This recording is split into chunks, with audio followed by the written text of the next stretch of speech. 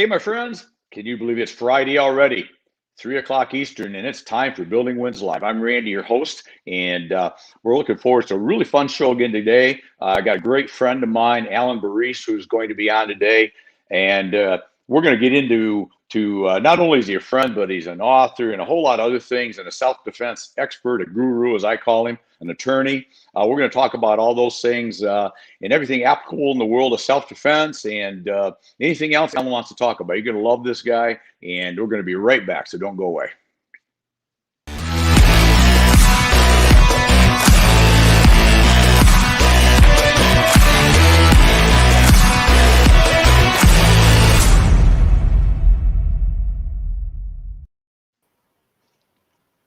Hey, Alan, there he is. Hey, Randy, thanks for having me on today. Oh, you bet, man. Thanks for coming, man. I've been looking forward to this chat. You know, it's it's an area that's there's a lot of things of interest that you bring to the table, and we should probably have 3 hours to do this, but we'll try to condense it down a little bit because you know, just because probably nobody wants to listen to as interesting as you and I think we are. Probably nobody wants that long, right? Probably not. And, you know, you're very lucky that I'm here today because it's an important day. It is Rocky's birthday. And is it really? You know Rocky from I know Wes. If you got a picture of Rocky, buddy, bring Rocky up. He's Rocky's 1 year old today. Wow. hey, Zach. Thanks for stopping by, my man. Yeah, Rocky is. What kind of dog is he? Miniature Australian Shepherd. Okay. I remember all of us in the and other people too, but should probably tell people we got acquainted. The beauty of virtual, right, is we all got acquainted, you and I and Wes, our director producer, through a mastermind group called Mega Minds, and so we all become incredibly great friends. And never, well, Wes and I have finally, and a few of us here and there have, but for the most part, we've never met personally, right? And, right, it's all been Zoom and phone and video and yeah. So, but you guys were all there when we picked up Rocky last year, and so we were. That's right. That's where I was leading to. That is when you picked up little Rocky, just a little dude, and we it's like watching a nephew grow up or something, you know. Yep. Yeah, I love the videos you do out in the mountains. So. Because you live in the Bitterroot Valley or above the Bitterroot Valley, so in Missoula, Montana, which is I'm sure you agree is God's country, right? It is. I mean, it's a beautiful place, and you can't beat it for getting out hiking. And Rocky definitely loves getting out in the mountains where he can run around. Yep, there he is. There he is. Look at that dude, huh? Man, he is a year old today. Happy birthday, Rocky! Yeah, man. He's a handsome dog, and it looks like he enjoys the hikes as much as you and your wife and daughter do. He does. Yep. So we're fortunate to live in a place where he can get out there and do that. Exactly. Well, Alan, before we get started and start digging into whatever we decide we want to talk about, who in the world is Alain Burrese? Give us a little history of who you are, what you're about, where you've been, whatever you want to talk about. Sure. Well, obviously, I'm the proud dad of Rocky, but also of a 17-year-old daughter, and then I've been married for 21 years as of a couple of weeks ago. So definitely, you know, family is important to me. I've done a lot of different things. I was in the military when I was younger. I've done bodyguard work. I've done, you know, worked in different businesses. I went to law school. I practiced as an attorney for a while till I stopped that so I could do more writing and teaching. I've written a number of books, a number of instructional videos. Most recently, the Survive a Shooting book, which sadly is needed in these recent times because of so many incidents. So I'm able to get out and train and help people prevent those incidents and know what to do if they happen. And I took that training and I joined a company called Reflex Protect as the director of their training. And so I teach the active shooter response, the communication classes, and the how to use Reflex Protect defensive spray classes under that roof now. And that's really growing. It's a startup company, but we're growing by leaps and bounds in different areas because of the defensive spray and the trainings that we provide. So that's sort of in a nutshell. So you're let's go back maybe chronologically. I'm going to guess, just because that's the nature of how that works. The military was first, I assume, once you got out of school. Is that correct? Or maybe I'm wrong. I don't know. No, that is correct. I graduated high school and I went into the military, went to basic training and jump school, then went to the 82nd Airborne Division for a couple years. And then I was transferred over to the 2nd Infantry Division in South Korea. And that's where I went to the 2nd ID Scout Sniper School at Camp Casey.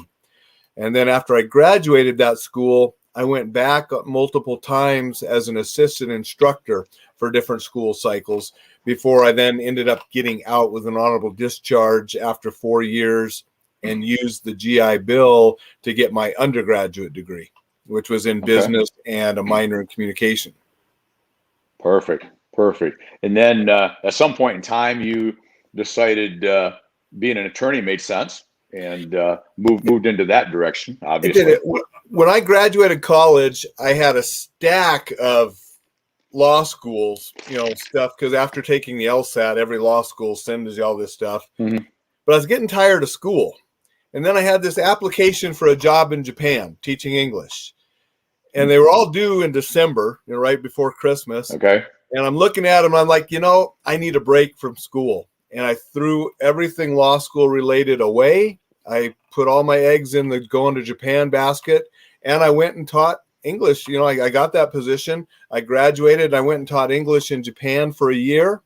Loved it. Loved the country. And, because of my interest in martial arts and Asian philosophy and history, I came back to the United States and finished my first book. I started it when I was living in Japan, doing bodyguard work in California with Mark McYoung. We were doing bodyguard work at nights and training during the day. And since he was a published author with Paladin Press, he was giving me some tips to clean up my manuscript. And he wrote a foreword for it. Got that tidied up, sent off to Paladin. And I had the itching to get back to Asia. So I went back to Korea, which I had been in the military, but I went back as a civilian to specifically study Hapkido, the martial art that I liked the most. Okay. Because when I wrote that first book that Mark was helping me, everybody's like, what's the book on? Self-defense. Are you a black belt? I said, no, I've studied a variety of martial arts, but not to black belt level. This book is about real fights and practical stuff from actual altercations in bars and the barracks and different things. Right. But then I started thinking, out of all the martial arts I had dabbled in and had colored belts, I liked Hapkido the most. So I went back to Korea and pursued black belts. And now, I'm a 5th degree black belt in Hapkido, and I still go back and see those instructors in Korea. Nice. And that's the art that I've really focused on since then. Gotcha. But when I was living in Korea, it's like, oh man, my LSAT isn't going to be good if I wait another year. So after I spent a year and a half of studying Hapkido in Korea, I came back to the States and got the law school application in while that LSAT test was still good. Oh, okay. Otherwise, I would have had to taken it over. And so then we don't want to do that. So then I got accepted at law school, went back to Korea, stayed there for that summer, doing more training until I had to come back and start school. Okay. Nice. Our mutual friend, Zach Biggie, he's a big fan of Korea. He travels over there quite a bit to South Korea. And he was asking where you was stationed, because he loves that country and has a lot of friends over there. Yep. When I was there with the military, I was at Camp Hovey. And when I was special duty working at the sniper school, it was based out of Camp Casey. When I was there as a civilian learning Hapkido, I lived in Gangneung, which, if you remember, in '96, there was that North Korean submarine incident. Mm-hmm. And I was living there at the time. My Hapkido instructor was actually called back into the military as they were searching for those. And we had a curfew on the town and all that for, those few weeks while they were searching for those guys that, took to the woods after that submarine grounded. You go back there now, you can see the submarine. They've sort of made a monument of it and you can see it and learn about it. But I was living there when that happened, and it was sort of a tense time, especially because I was a civilian. So I wasn't in the military. I'm a civilian having to just do what I'm told, like everybody else. Right, right. That's interesting. Well, good. So why don't we go back to something you talked about what you like to teach or teach. I would like to teach, but teach is more from a strategic or a fight to survive, I guess, as opposed to fight for sport, if that makes sense. That's my words, not yours. But I mean, there's obviously the you got to say the name again of what your specialty is. What is it again? The martial art that I teach is Hapkido, and it is more of Hapkido. a self-defense art, and it Okay. doesn't, we're not in the Olympics like karate is now Right. currently, Okay. and like taekwondo and judo have been for Hmm. years. So yeah, if people come to me to one of my classes and say, I want to go to the Olympics, I'm like, I can't help you. Here's a judo Right. instructor or a taekwondo instructor down the street. They could help you get to that path. Right. I teach, practical stuff, and then I also teach the art of Hapkido. And I'll be honest, there's stuff in Hapkido that you're not going to do out in the street. But Hmm. when I'm teaching people for the belts and the art, I'm teaching them everything as I learned in Korea to help them progress, not just in how to fight, but as better people, as martial artists. Sure. So you When got I that aspect of it.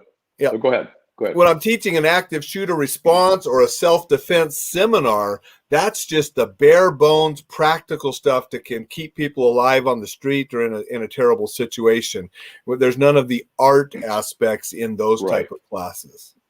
Well, that's what I was going to say is that the practical standpoint is you're walking down the street, you're in a mall, you're in a movie theater, you're at the bar, whatever it is, and something bad goes down.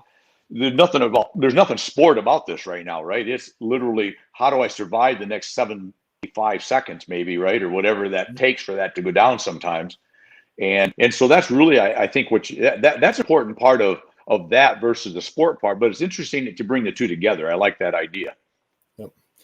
And, again, sometimes the best thing that you can do for your self-defense is start jogging and running.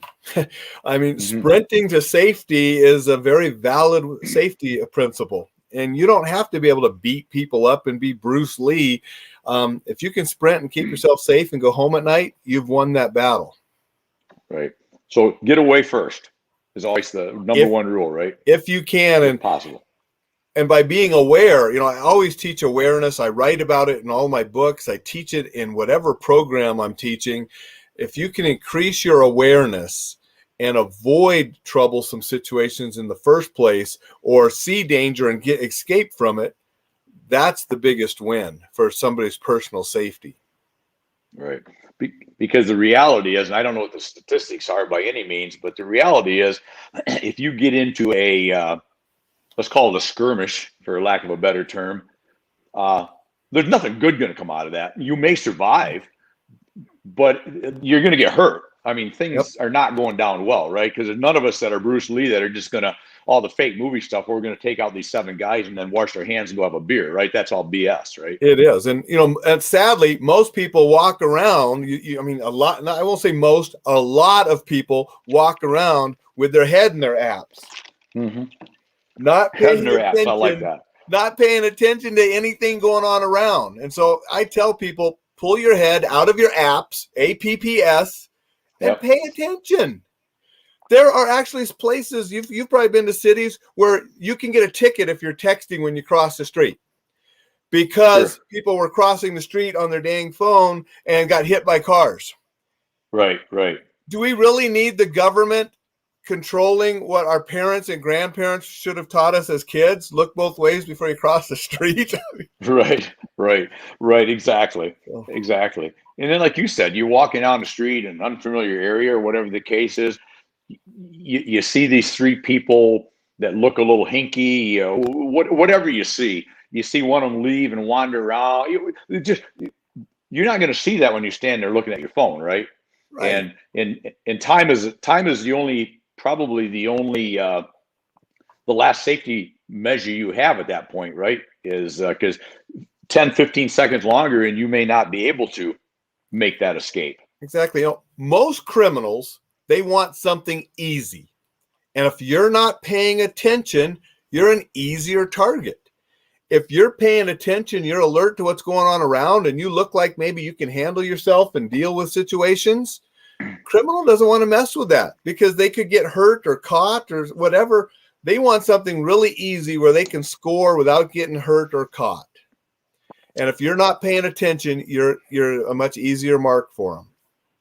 So pay attention, and I would imagine you touched on a second ago, walk with an air of confidence, right? Walk with that air of not error, but air, AIR, Yep. of I don't think maybe there's somebody else you should mess with, but besides me, because I'm paying attention and I'm a little confident in myself. Whether you are or not, you ought to portray that, correct? Project that. They have actually had studies, you can read about them, where they have taken criminals and showed them videos of people, and unanimously they were selecting the people that weren't paying attention, that were walking sort of meek or down or head tucked. Mm-hmm. And they would, the people that were walking confident, head up, paying attention, those weren't the people they were selecting that they would do something toward. Right. So that is a strategy that can help keep you safe, is just paying attention and being confident when you're walking around. And that makes a lot of sense, because you touched on something. I want to go back to what Zach just brought up, but is they want the easy target, right? They want the easy hit. They want to get in, get what they want, whatever that is, and be gone, not get hurt, not get caught, right? So if you're just one of 15, 20 people that they might be able to have this opportunity with in the next 20 minutes, right? So if don't project the weakness and don't project that I'm not paying attention, they're probably the chances are better, at least, right, that they're going to let you just wander on by, because this doesn't look like the easy hit. Is that what you're saying? I think it is. And, locking your doors and things you can do for your house is going to make a criminal pass your house. If they see dogs or signs of dogs, a lot of criminals don't want to mess with that. If you have better locks and things, you have, maybe rose bushes under your windows so you couldn't get in a window easily. Those kind of things, the criminal will often go and look for an easier house to rob. We call it hardening the target. You want to be a hard target. Okay. And because a soft target is somebody that's going to be easy, and that's what the criminals are looking for. Makes sense. So our buddy Zach just asked another question about what's he talking about? Self-awareness classes for real estate agents. Is that something you've had you've done any training specifically, or is that something that you could probably put together, I would assume? I have talked to a couple different real estate groups here locally in the Missoula area. They have brought me in to do safety lectures, and which, awareness and such is part of. It is something I would like to do more of. Unfortunately, some of the real estate agencies, they want you to have it where they can get the continuing education credits. So I'm not like certified in different states to get those, but I'm obviously always open for any group that wants to bring me in, and we'll custom tailor some different things for their training.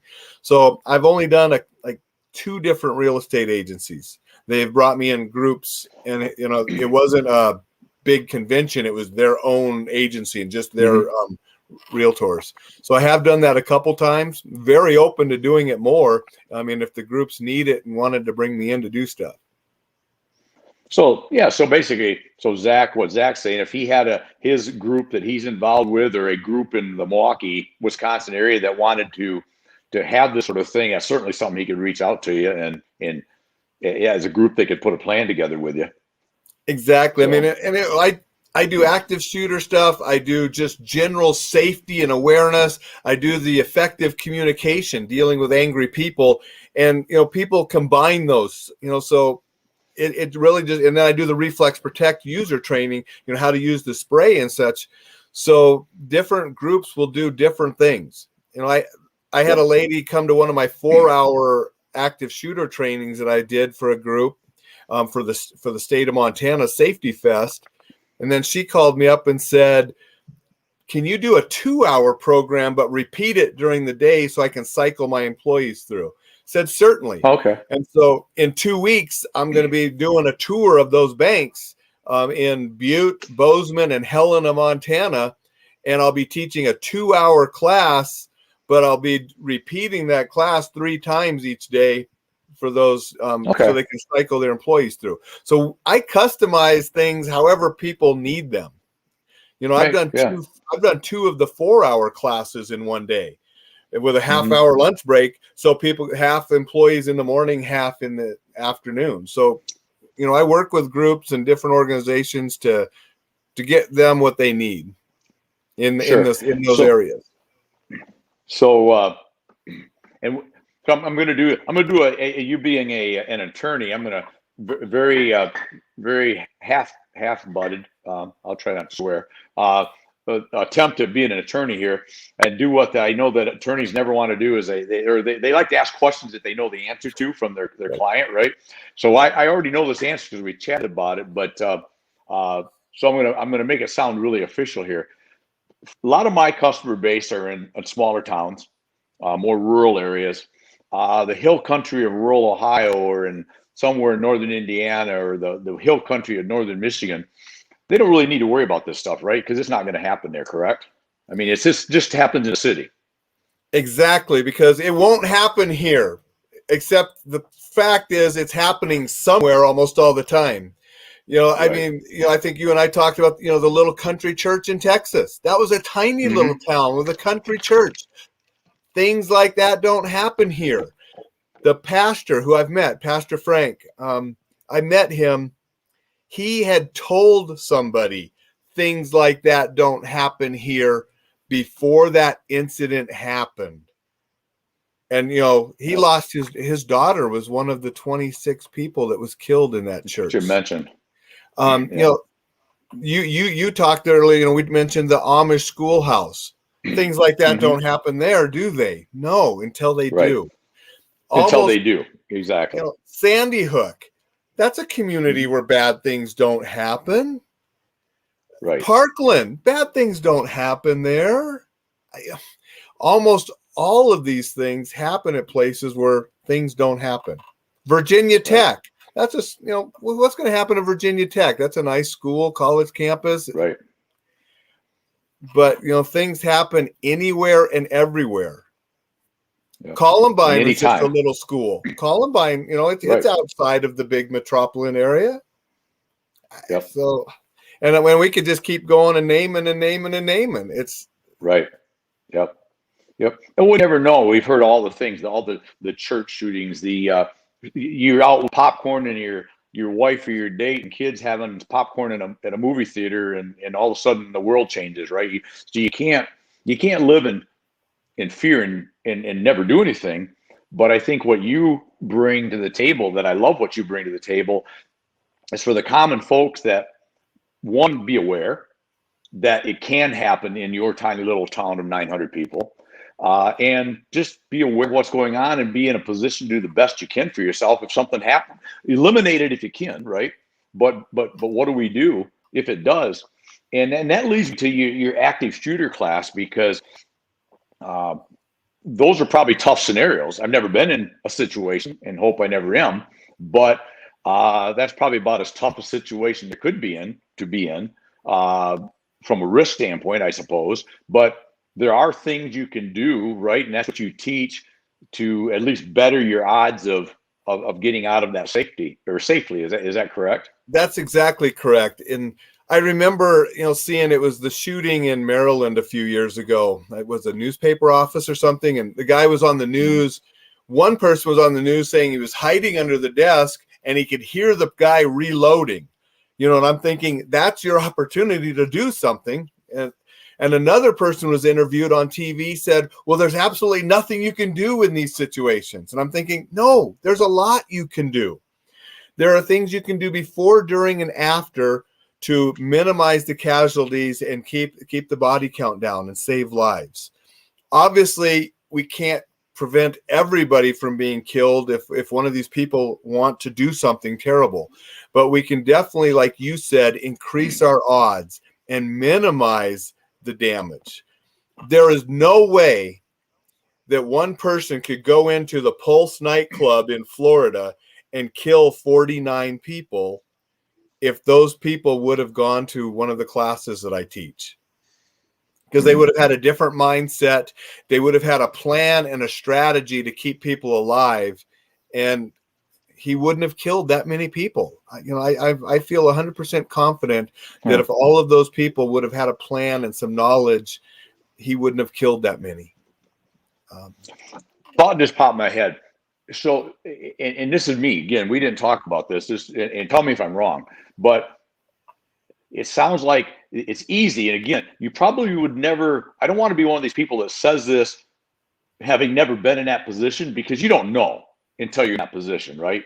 But with training and with training, I guess you can better your odds of making the right decision, because I just made a note to myself: don't be a victim, right? And when you don't do anything, you're hoping he'll stop.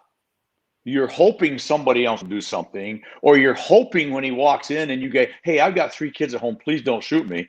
You're hoping that that's going to work. And with somebody like that, it's not working, right? Ever.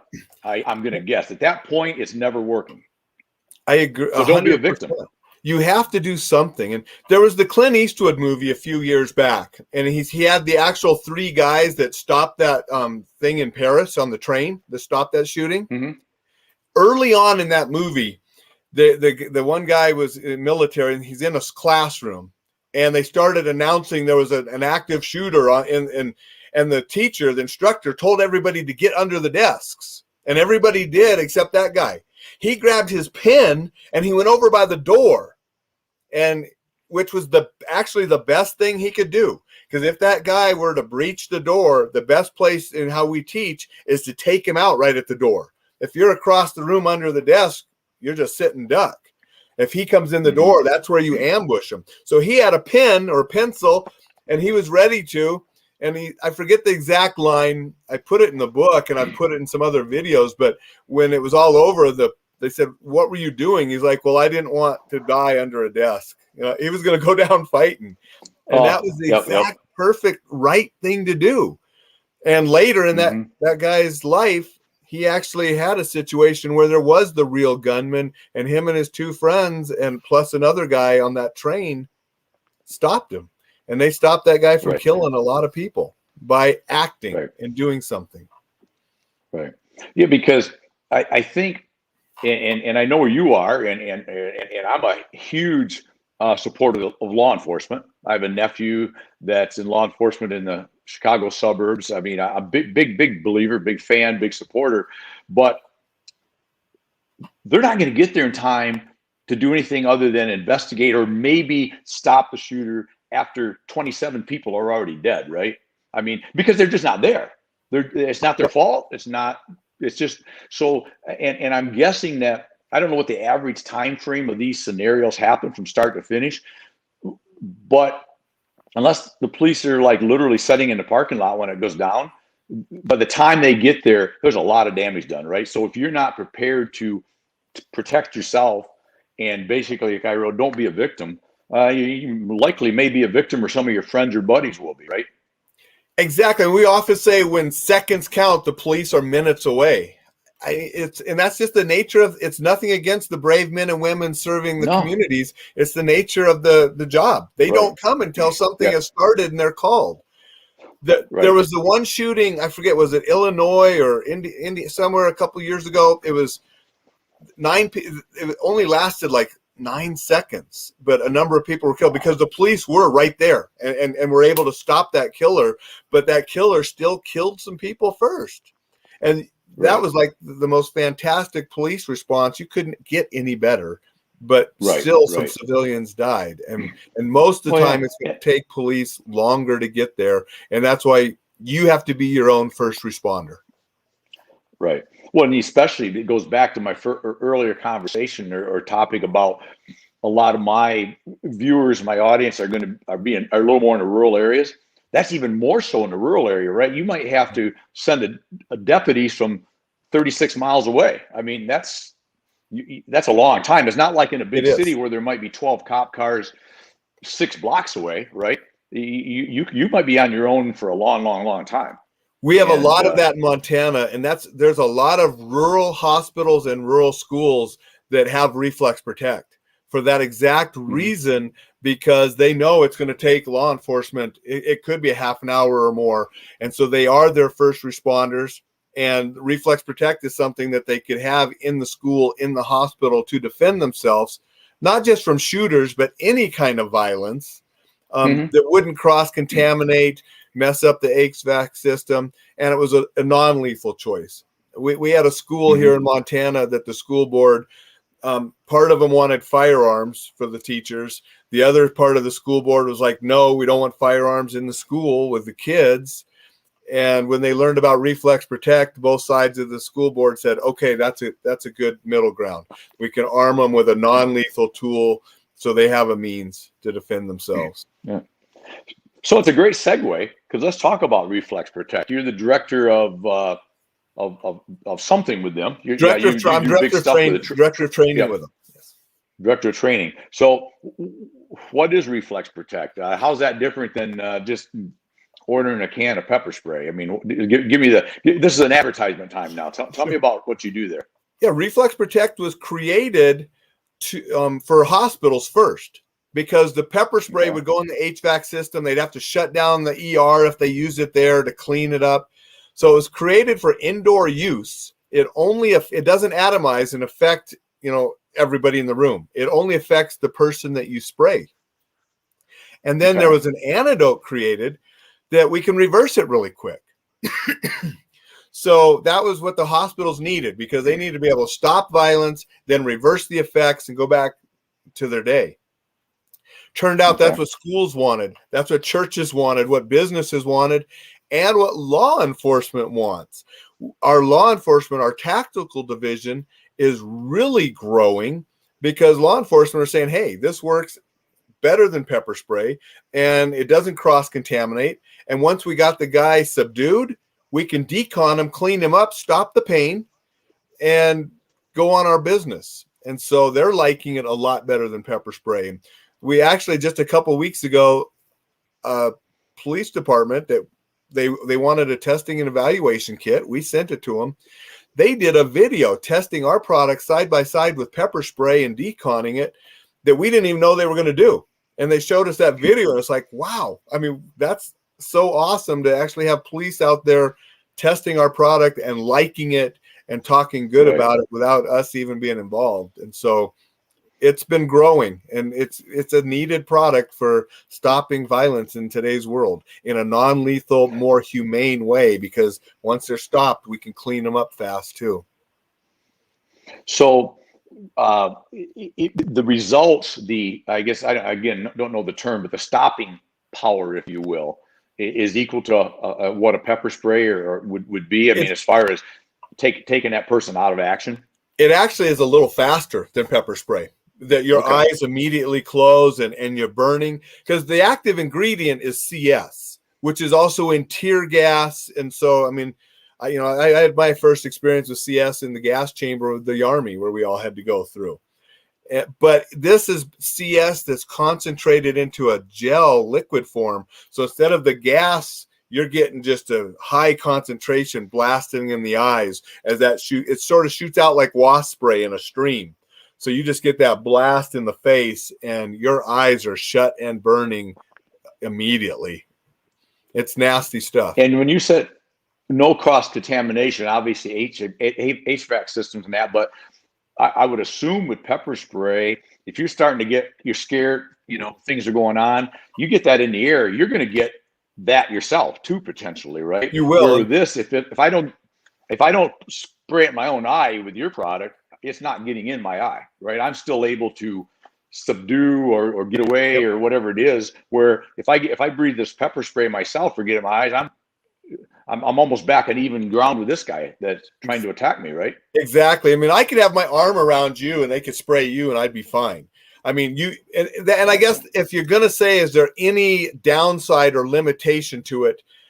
You have to be accurate you have to spray them in the face and get their face. Where pepper spray, you can do the Z and just get the big cloud, and then everybody is coughing and gagging. Mm-hmm. Where with Presidia gel, you do have to spray them in the face and be accurate and hit them for it to work. If you spray their chest, it's not going to stop them. You got to spray them in the face and get it in the eyes, and then they're going to go down, and their eyes are going to be shut, and they're not going to be able to see. Gotcha. So can individuals buy the product for their own use without training, or is this a product that needs some kind of training beyond whatever the directions? You can buy and you don't need the training. I mean, we have it on Amazon right now. Actually, it's been pretty popular. We're low on some inventory, and we're waiting for our next shipments to come in.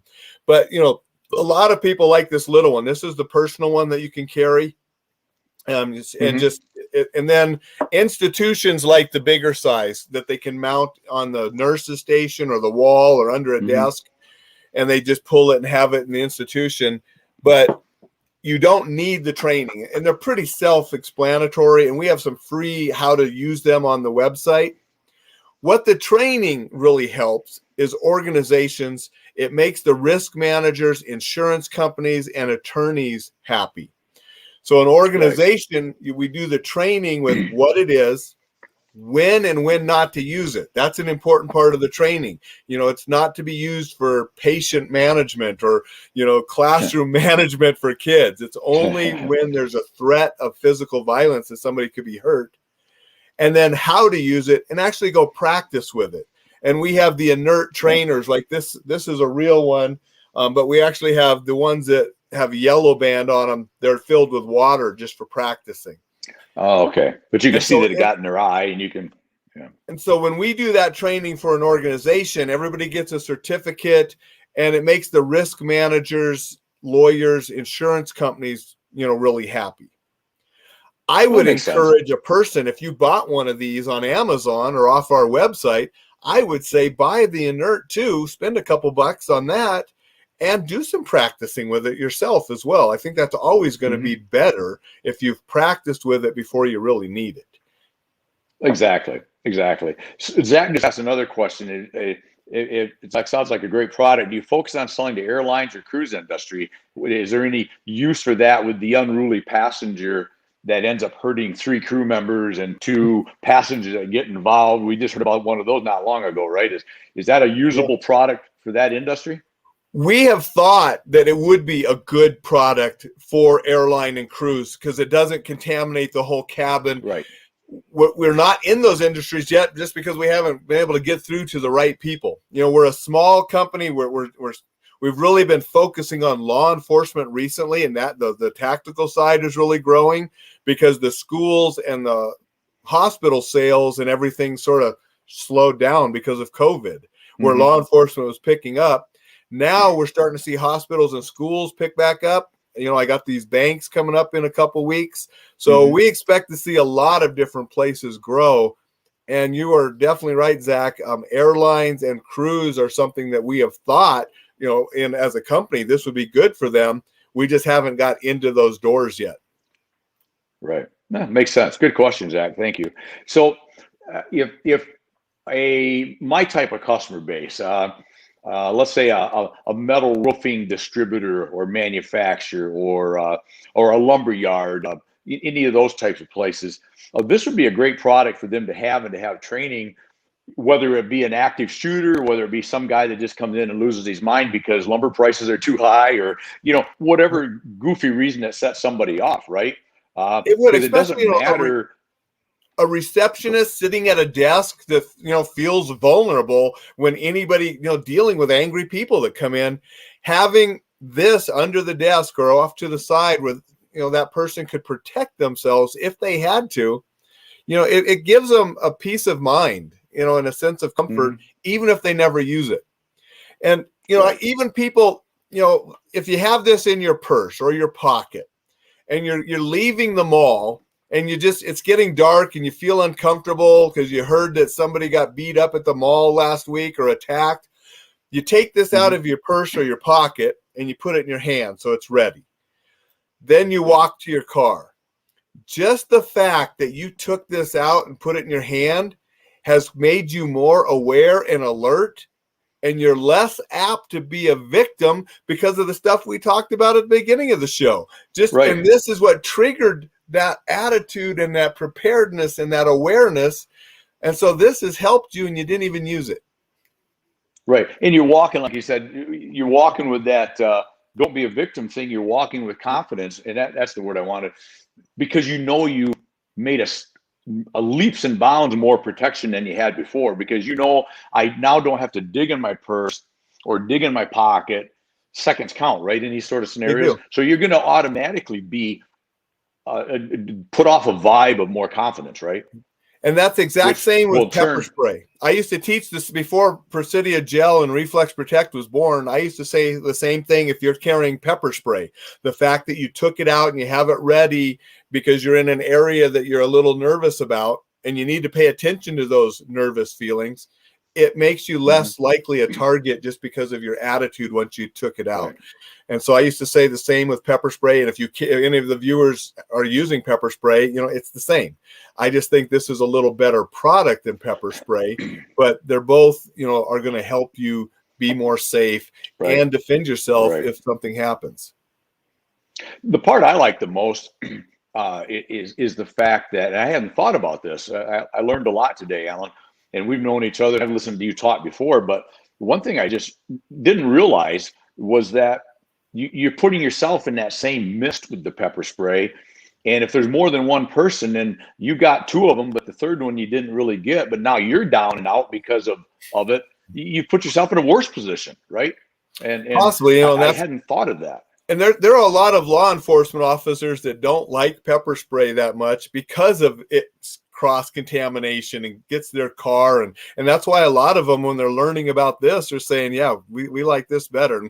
And we have a lot of law enforcement like this size, or we have one that's a little longer because they already have the leather and stuff, the pouch on their belt to carry this size for police officers. So, and we just sold to a jail. The jail likes this size, because they can have this size mounted for possible problems inside the correctional facilities. Right. So I think Montana Prison just ordered, I think they ordered the big size for it.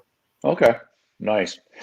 One last thing I want to touch on, or before we run way out of time, is I did want to talk about. So you've wrote some books on survival shooting and all those kind of things.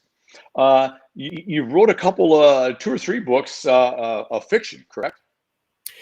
I wrote 3 tough guy movie quote books, and then I've written 1 novel, Lost Conscience. Yeah. And I would like to write more about the Lost Conscience characters. I mean, it has really good reviews on Amazon. Obviously not everybody likes it, but more like it than don't. And I really like to see it turn into a movie. I think it would be a better movie than a lot of movies out there right now. It's exactly. A good vigilante justice buddy movie. I enjoyed it very much. Yep. 2 former snipers that go after a child trafficking ring with their military skills when the legal and law avenue doesn't do what they need to do to stop these guys that are doing terrible things to little kids.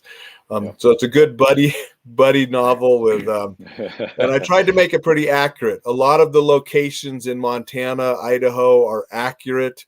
A lot of the stuff about sniping and different things obviously are accurate, because I used my background in that field. Sure. Yeah. Awesome. Well, like I said, anybody that's listening or catches replays and sound bites and whatever we do, check that book out. If you like that kind of book, very well done. I enjoyed it.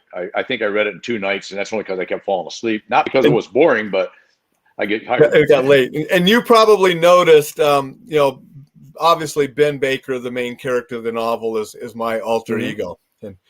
And the very beginning of that book, which you can read for free if you go to Amazon, do the look inside, the prologue of that book, that's a true story.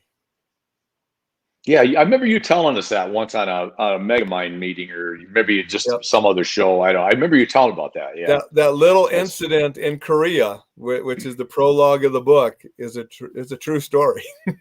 So nice, awesome. So as we kind of wrap up, because I appreciate the time, our brother Wes always has this. Instead of frequently, see, he's so fast. He knows what I'm thinking. That scares me.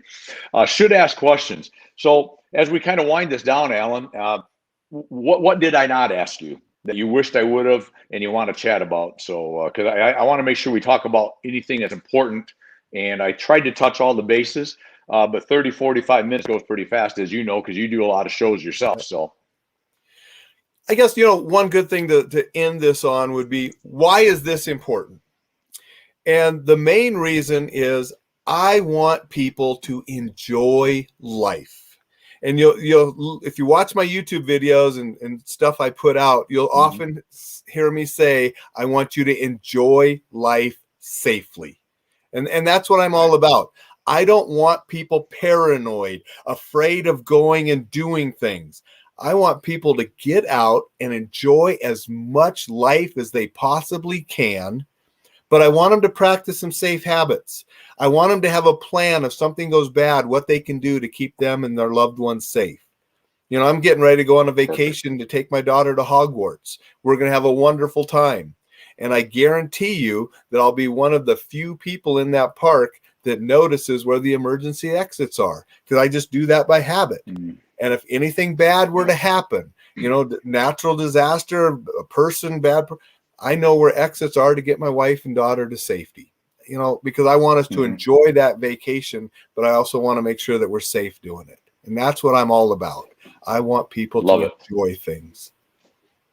And what you just hit on is, I think, is so commonsensical that not everybody thinks about it, but different people have a different propensity for fear or for worry. Too far to where you never do anything in life because you're too scared to leave home is not much of a life.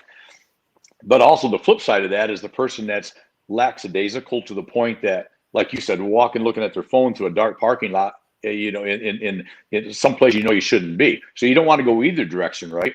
But it seems to me what you just hit on is there is going to be that ability to enjoy life if you know that you're doing the right stuff and you know you're trained to do the right stuff to protect yourself to begin with, but you also have at least a reasonable level of confidence that I'm going to be able to react the right way if something does go down, right? That's what it's about, and that's what I try to teach, you know. And I teach the strategies and safe habits, you know, like we mentioned earlier. Lock your doors, you know, do things, you know, you can create habits to keep yourself safe, you know, because when you're in your house, you can be on your vegging out, don't have to be aware because you're in your safe spot. But make it safer by keeping the door locked, especially if you live in certain areas. You know, some areas it's more important than others. But just do safe habits and pay attention to the world. You'll see all the good stuff. You'll recognize potential bad, hopefully early enough to avoid it, and you'll just enjoy more. Exactly. And, you know, it is habits. It's funny you said it. It made me think about is, as you know, I spend a fair amount of my life in Southern Florida. And there's these things that I really, really, really hate. And snakes. I mean, I hate snakes. And there's a lot of snakes. And I have trained myself partially because of my fear of snakes. I'll be honest, one that long, I run like a little girl. But I've trained myself that if I open the front door, I'm working here in my office, to go out to see what Amazon brought, pretty soon my reflex protect product. But if I open the door, I guarantee before I step out, I'm looking down to the side and up to make sure that there's not a snake crawled someplace, right? And I do that because I want to go do what I want to do, but there's snakes that will actually hurt or kill you here. I mean, not that you see them every day, but I just don't want to be startled. I want to feel safe. And if I just take that, but my whole point of that is it's the same thing of what you're talking about, is you train yourself out in public to look for the snake, if you will, which is the bad person, right? Or somebody that potentially could be bad. And a closing on that, because I made a note and I forgot.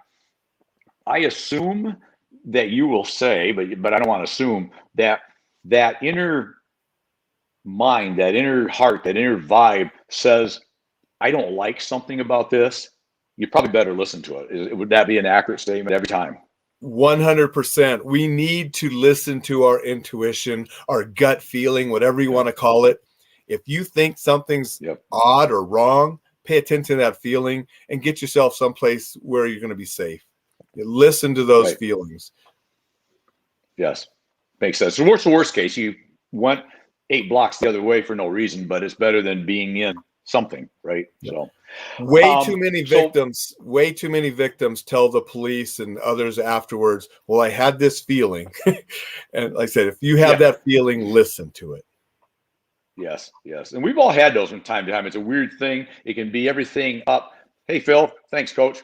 It could be anything from you start getting that little prickly feeling on your skin, like I just don't like this, right? And you better listen. So perfect. So guys and gals can find you your YouTube on Alain Burrese. They can find you if they want to order your books or any of that kind of stuff. They can find you on YouTube or Facebook or LinkedIn or pretty much any. I know you're very active in social media. I would really recommend that people follow Alain as Alain, by the way. That your videos are not only they high quality and well done, but every single one of them is a point that's real and brings the exact message you just talked about. So seriously, my compliments. You do well with your videos, and people should watch what you do every day. It takes a second to do, and I learn something or something pops in my head every time I watch a video. So well done with that. I appreciate that, Randy, because I really do try to put out information to help people stay safe. And then the other videos I do just help people be positive and enjoy life. And so, I have both of those sides that I keep busy, right. Helping people with both channels, because I do want people to enjoy life safely and be the best and the most that they can be. Exactly. And there's great pictures of you and Rocky gallivanting about the mountains above the Bitterroot Valley, right?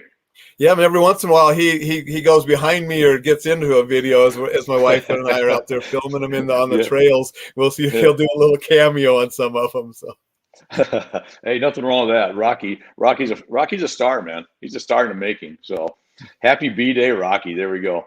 There you go. Well, Alain, I appreciate the time very much. Always a joy to talk to you. Throughout the weeks, but appreciate you being on the show. This was very valuable. I hope some of my my friends and viewers and audience will reach out, because either to buy your product or to even talk about training for whether it's the Reflex Protect or whether it's the active shooting training. I don't think it's a really tough time to go, God, I wish I watched that show, but I wish I'd have done that, when you're already too late, right? So, right. I hope. And I can highly recommend my friend Alain here. He's first class guy, and you won't go wrong. So, Alain, unless you got something else, man, I have taken almost an hour of your time already. I just want to say thank you very much, Randy, for having me on. It's been a pleasure. And for everybody out there, again, enjoy life safely. Get out there and do everything you can and be the best that you can be. That's it, buddy. Love it. We'll catch you backstage in a minute if you got time. Sounds good. Thanks, Randy. Alain, thank you, my friend. All right, buddy. Thank you very much, buddy. Appreciate it. Alain Burrese, if that wasn't good and entertaining, I don't know what was. The guy's the real deal in a lot of ways. We could have done another hour or two delving into more of his background and what he's done. But look him up, Alain Burrese. Follow him. You're going to love the stuff he does. And I'm personally going to order some of the Reflex Protect myself. That's how strongly I feel that this is a great product, and I'm just glad to have him on and his positive view on life. And part of that life is being safe, right? So, what do we got? Let's see. Next week's going to be an interesting show again. I've got a repeat performance, which means either he screwed up so bad the first time or I invited him back. But the guy on the right there. Neil Westgarth and Robert Carnick, both with Marco Industries, a manufacturer that I'm blessed to have been with 20 plus years. Neil was on a few weeks ago, probably a few months ago now. He's president of Marco. Robert is our director of the Steep Slope division, which is the asphalt world for anybody that doesn't know. But they're going to be on, and we're going to chat about the upcoming International Roofing Expo, the IRE, and where we're going to launch a brand new product. Brand new division, really, of ventilation products for the steep slope industry. And they had asked if they could come back on the show and chat about the lead up to the launch in Las Vegas. And I said I would love to have them on. And I think you'll find anybody in the roofing industry in any shape or form will be kind of excited to see some of the things that they're bringing to the table. And so don't miss that next week, 3 o'clock Eastern. And until then, thanks for the time. Share it. Send any replies, any thoughts, any comments, and just keep doing what you're doing. As Al says, live life safely. So until then, go make it your best day ever. Until tomorrow. Cheers, y'all.